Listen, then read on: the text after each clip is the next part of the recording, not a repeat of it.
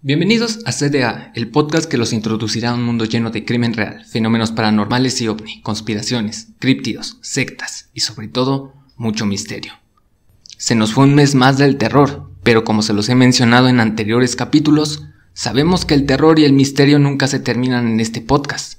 Así que para poder celebrar un poco el final de las fechas tenebrosas, lo mejor es que nos remontemos a los inicios de una tradición mágica conocida como la Wicca, que ha formado brujas por todo el mundo desde hace muchos siglos, y que fue expuesta al público en general bajo el liderazgo de Gerald Gardner y el conocimiento del aquelarre del Nuevo Bosque. Y si quieren conocer la historia completa de este grupo de brujas y el surgimiento de la Wicca, quédense hasta el final de este episodio, porque si les gusta este contenido, pueden encontrarnos en todas nuestras redes sociales como Caballeros del Albedrío, en Facebook, Twitter e Instagram, además de todas nuestras plataformas de podcast como Spotify, iVoox, iHeartRadio, Deezer, Google Podcast, Amazon Music y YouTube, donde van a poder encontrar todos los episodios de este programa. Y bueno, sin más que decir, demos comienzo con el capítulo número 104 de Caballeros del Albedrío.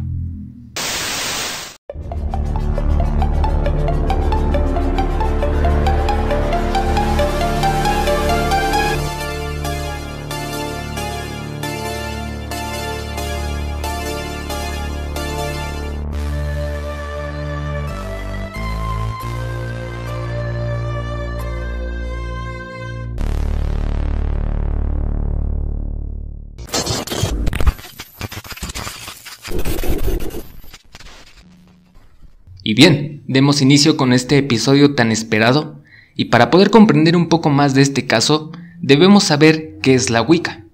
Podríamos decir que es un movimiento que estudia y analiza las injusticias de la historia de las brujas, y rescatando sus rituales, por supuesto, que tienen como objetivo principal la conexión del alma con la naturaleza. Cabe aclarar que no adoran a Satanás. Simplemente buscan el autodescubrimiento de su alma con el contacto de la naturaleza. Esta práctica es demasiado antigua y se cree que sus orígenes podrían estar centrados en la cultura nórdica.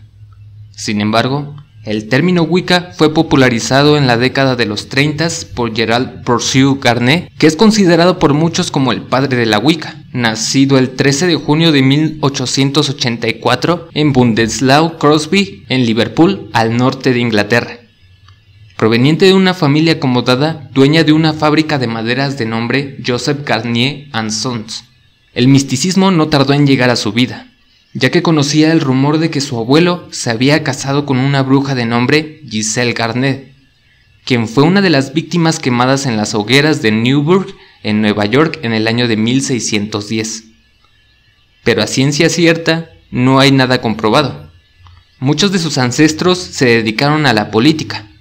La mayoría de ellos llegaron a ser alcaldes de las ciudades más importantes de Inglaterra, por ejemplo, Liverpool. Entre los más distinguidos encontramos a Alan Garner, que fue un comandante naval que fue condecorado con el título de nobleza después de ayudar a impedir la invasión de Napoleón en el año de 1805. A pesar de la excelente posición económica con la que contaba, su vida familiar no era la más tradicional, ya que en todo tiempo tuvo a su lado a Josephine Maccombie, una niñera irlandesa que tan solo era mayor que Gerald por 6 años.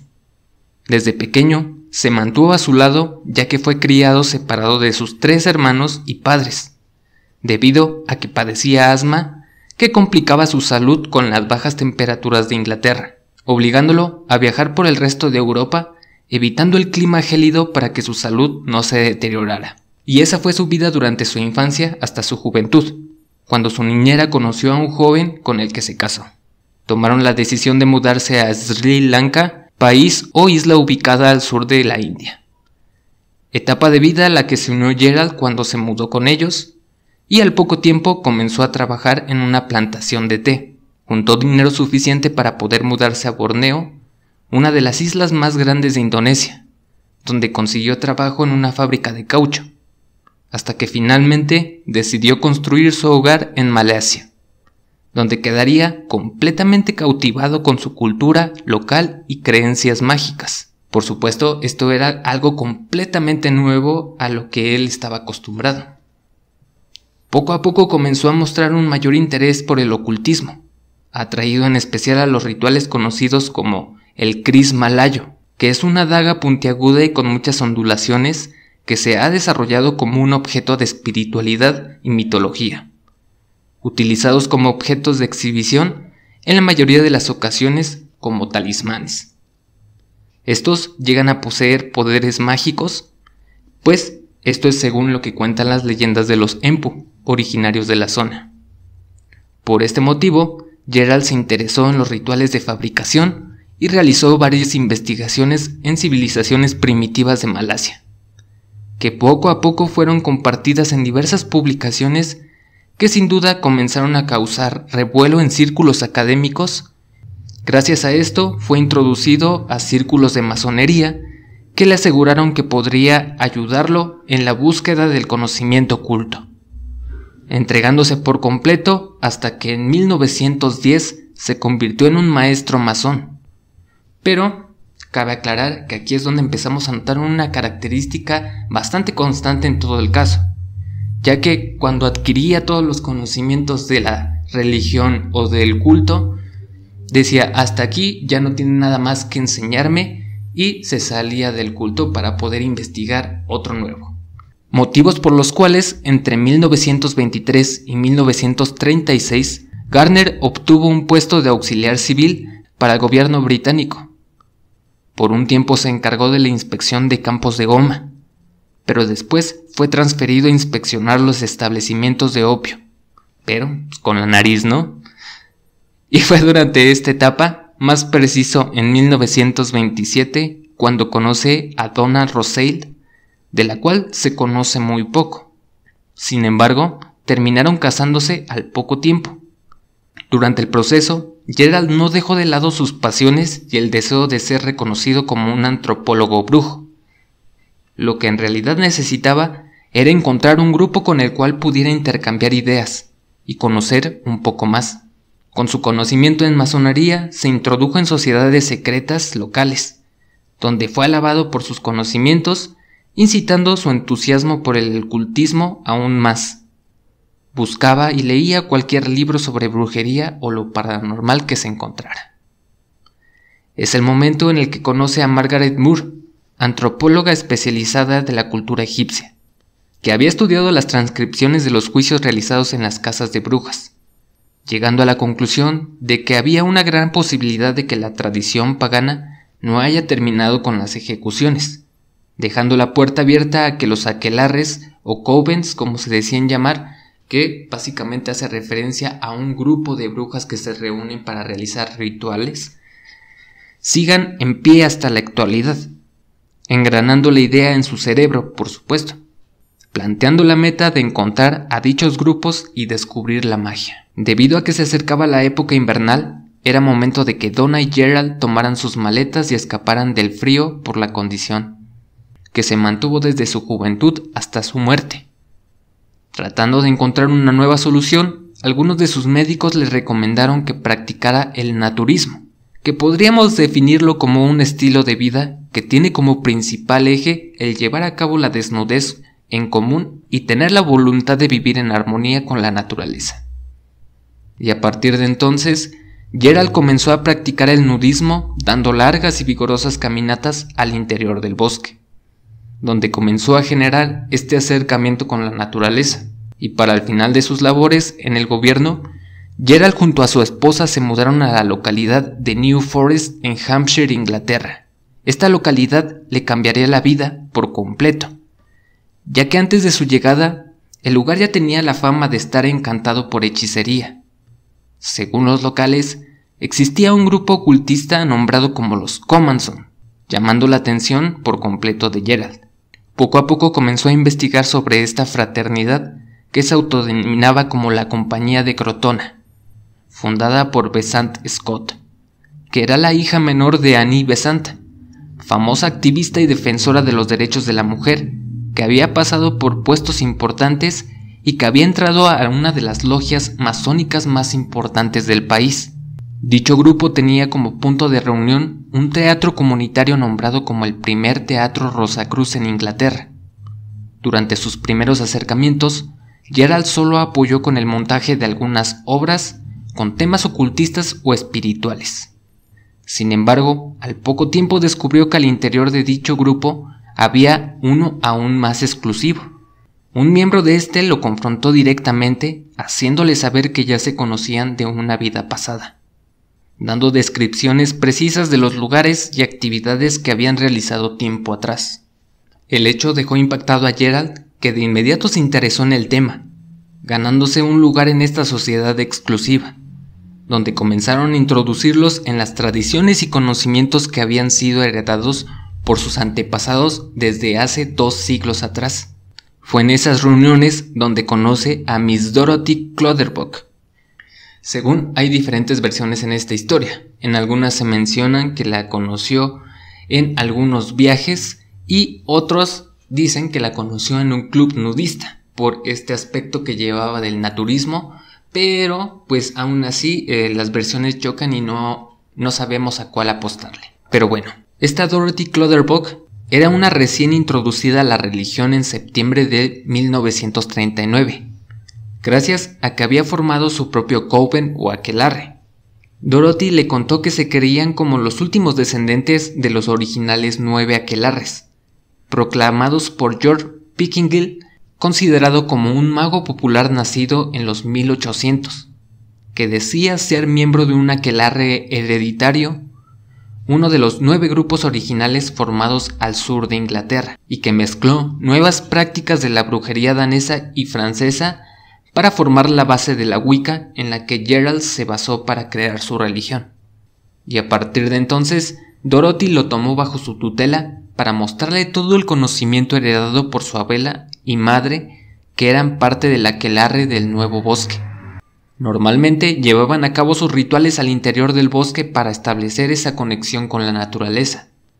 Sin embargo, una noche de septiembre de 1939, Gerald llegó a la casa de Dorothy para continuar con sus lecciones. Sin embargo, esta ocasión sería un tanto diferente, ya que los fríos otoñales ya estaban golpeando la zona, por lo que decidieron trasladar el ritual al interior de la casa de Dorothy.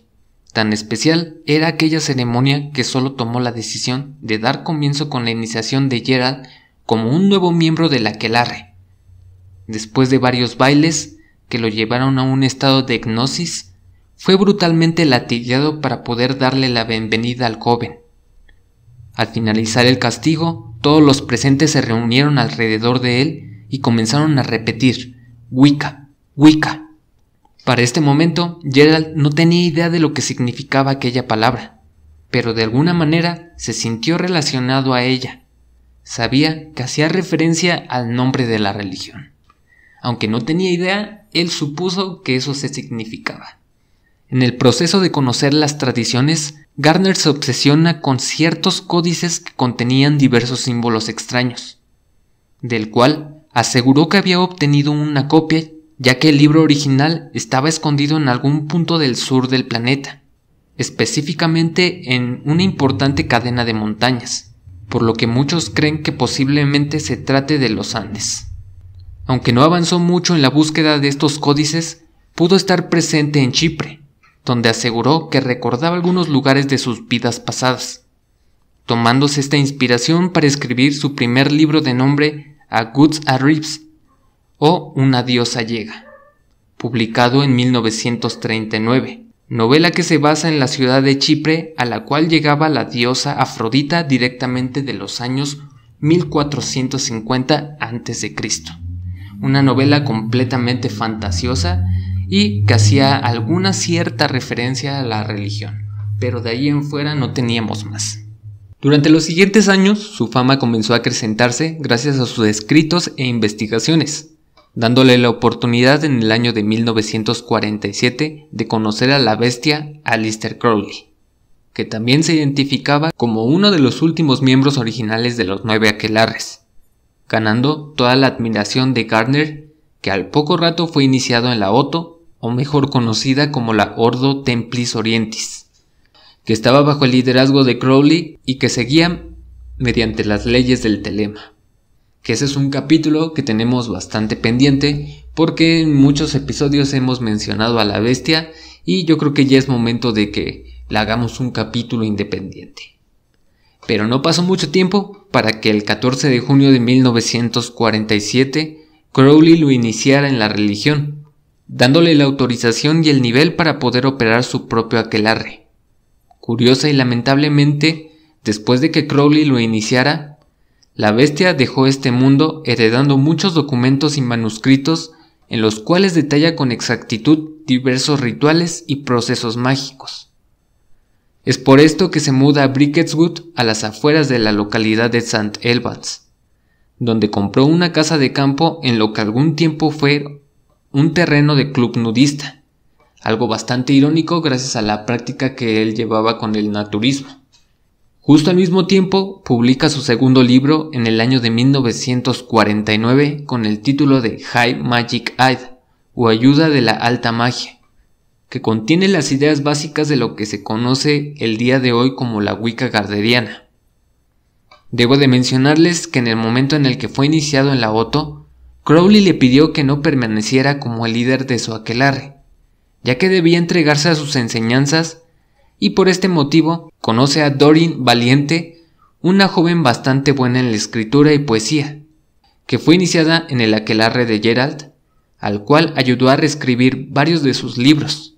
Entre ellos se encontraba uno de los libros mágicos más odiados y amados por los amantes de la brujería, el Libro de las Sombras, que describe varios procesos y rituales que habían sido heredados por el original aquelarre del Nuevo Bosque. Ya con toda su confianza decide dejar a Doreen como la cabeza de su aquelarre. Gerald poco a poco fue perdiendo el interés en la Otto y terminó abandonándola igual que con la masonería. Así que para llenar el vacío se adentró en el conocimiento de la cábala y los rituales judíos, que poco a poco fueron integrados a los rituales wiccans, y de la misma manera el vudú fue integrado, gracias a que fue traído de Nueva Orleans por una de sus vacaciones. Fue en ese momento donde se da cuenta de que puede elevar el conocimiento de los estatutos del aquelarre del Nuevo Bosque. Le propone abiertamente a Dorothy Clutterbuck diseminar las enseñanzas entre el público. Anteriormente le habían dado su aprobación de revelar algunas prácticas, pero en formato de ficción con el libro Ayuda en la Alta Magia. Sin embargo, en esta ocasión era bastante diferente. Gerald quería realizar un manual detallando todas las prácticas sin tener que recurrir a la ficción.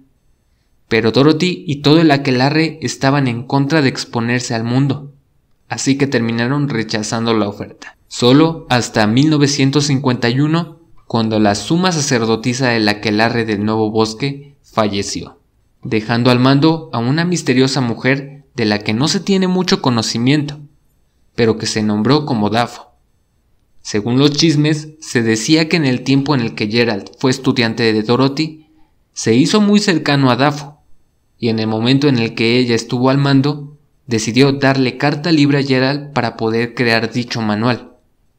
A partir de entonces, y con un ritmo de trabajo bastante acelerado, se dedicó a explorar y rastrear los orígenes de la Wicca, aprendiendo y leyendo todo documento disponible, con el fin de tener una compilación bastante rica, eso sin mencionar las prácticas añadidas de la cábala, misticismo judío, la Otto y la masonería, dando como resultado su tercer libro titulado como Witchcraft Today, o Brujería Hoy, donde por primera vez hace alusión al término de Wicca con una sola C, para referirse a los practicantes de brujería, motivo por el cual la mayoría, si no es que muchos, consideran a este hombre como uno de los fundadores de la Wicca. Sin embargo, lo único que hizo fue hacer públicos un sinfín de textos y rituales antiguos que habían sido pasados de generación en generación, dando dirección y forma a una religión que ya existía. Sin embargo, esa no fue la única controversia en la que estuvo involucrada la reputación de Gardner. Se comentaba que el único motivo por el que se interesó en el tema fue el enorme mercado que existía. Sabía que escribiendo un libro podría pagar las deudas que había contraído durante sus años como servidor público. Pero uno de los chismecitos más fuertes de nuestro Gerald es que muchos de sus opositores hicieron notar que varios de sus escritos eran la transcripción de textos antiguos haciéndolos pasar como propios, en especial los de su amigo Aleister Crowley. Se dice que antes de su muerte, ya tenía por escrito todos los fundamentos de la Wicca, siendo los textos que fueron entregados a Geralt y terminó apropiándoselos. A pesar de todos los rumores, los libros de Geralt se terminaron posicionando como una de las lecturas obligadas para todos los amantes del ocultismo o la Wicca. La importancia de su libro fue tal que comenzó a recibir toneladas de correo de algunos de los Wiccans agradeciéndole por exponer la religión al mundo, y otros tantos que estaban en contra de que las prácticas fueran liberadas al público, generando un conflicto bastante intenso entre Geralt y su propio aquelarre de Bridges Wood.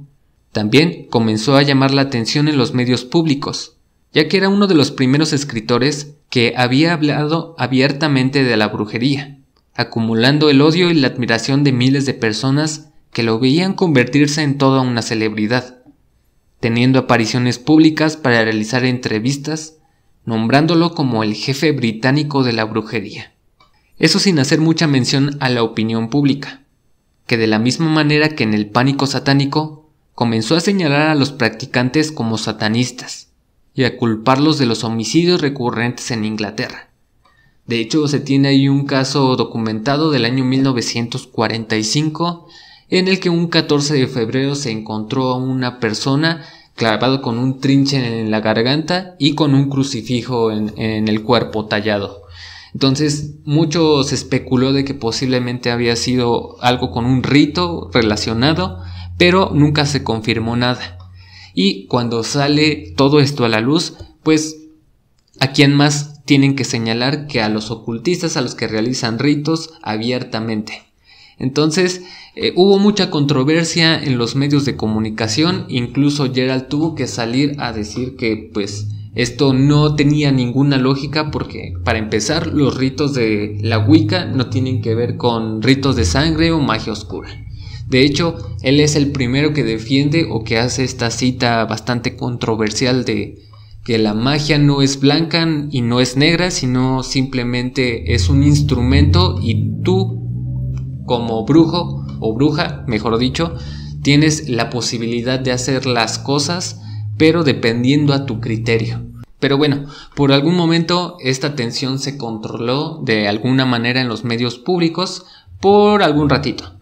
Pero por otro lado, el conflicto con su aquelarre se intensificó, debido a que la sacerdotisa Doreen Valiente se opuso a que Geralt continuara esparciendo los conocimientos de la Wicca, y en respuesta, Gardner comenzó a fundar nuevos aquelarres por toda Inglaterra y en diferentes partes del mundo, y como líder de la Wicca, comenzó a deformar los estatutos originales más de lo que ya había hecho.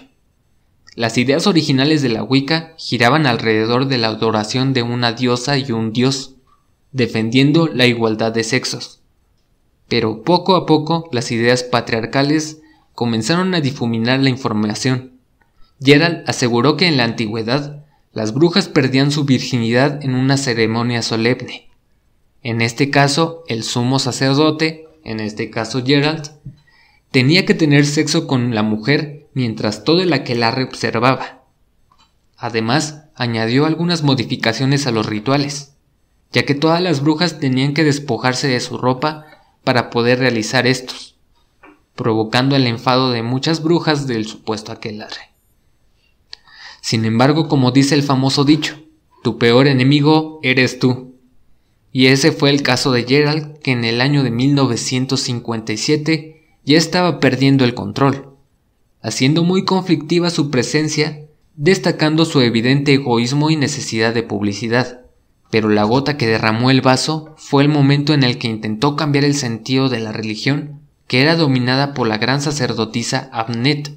Según sus argumentos, dijo que esta deidad ya estaba bastante viejita, ya tenía que usar pañal, por lo que tendría que ser cambiada por un dios joven, causando el rompimiento del aquelarre en este mismo año, cuando Dori intentó ponerle un freno, ya que le había pedido amablemente que terminara con sus apariciones públicas y el esparcimiento de la religión, ya que iba a perder toda la identidad y este grado de elitismo que les otorgaba pertenecer a la Wicca.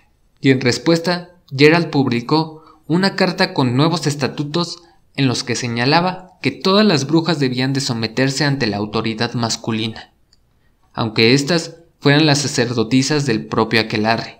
Aunque no estaba de acuerdo, la cara de la Wicca era Geralt.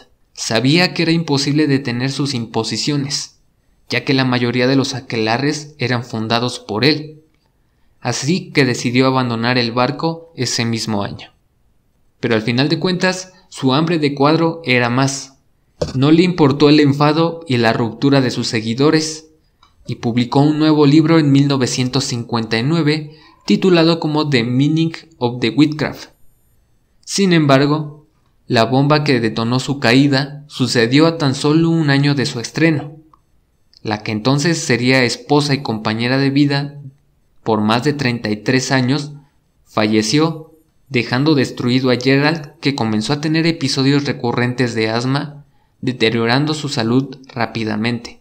Incluso varios conocidos decían que ya hasta parecía una calaca viviente, y algunos videos que se tienen de aquel tiempo sí se llega a ver que es una persona demasiado flaca, incluso es una hoja de papel, pero eso lo convierte en una persona un poco más tétrica.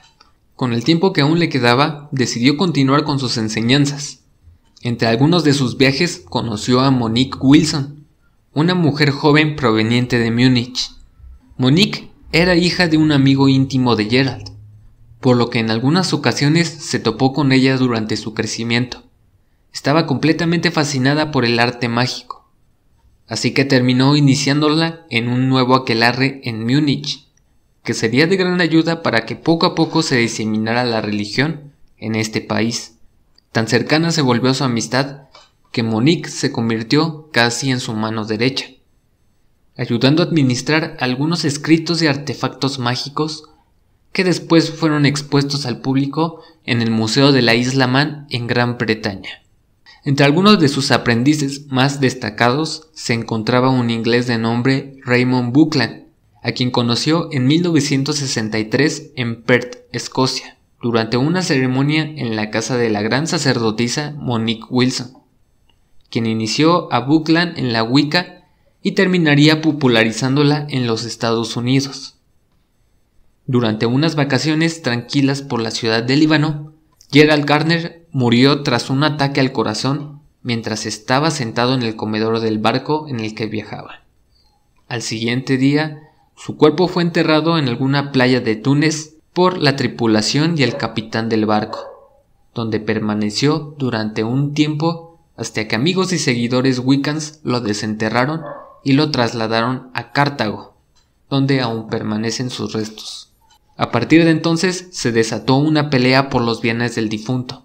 Por un lado, se tenía un testamento en el que indicaba que todos los escritos, objetos y pertenencias wiccans serían heredadas a las mujeres de su familia. Sin embargo, de último momento, un nuevo heredero apareció en el juego, ya que un poco antes de su muerte, Gerald cambió su testamento, dejando como albacea a Monique Wilson, que se quedó con todas las propiedades a pesar de las demandas interpuestas.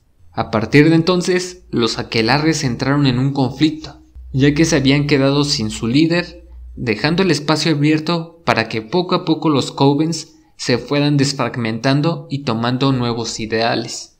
De hecho, hay un caso bastante interesante de un aquelarre que continuó con la exposición al mundo y que incluso agarró ideales políticos para poder entrar en contra de creo que era un alcalde, algo así. Entonces no estoy seguro bien de la historia, pero si quieren que hagamos un extra de esta historia, pues coméntenlo en nuestras redes sociales o en los comentarios del video.